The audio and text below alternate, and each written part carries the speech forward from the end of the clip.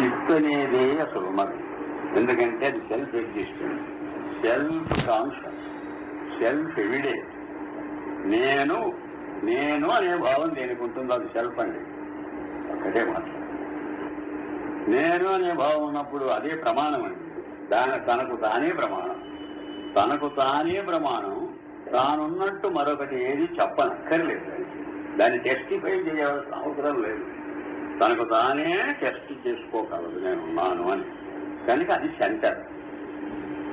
అన్నిటికీ మొట్టమొదట ఉన్నది ఏమిటి రానంటే ఆ నేననే భావం. మీరు ఆలోచించుకోండి.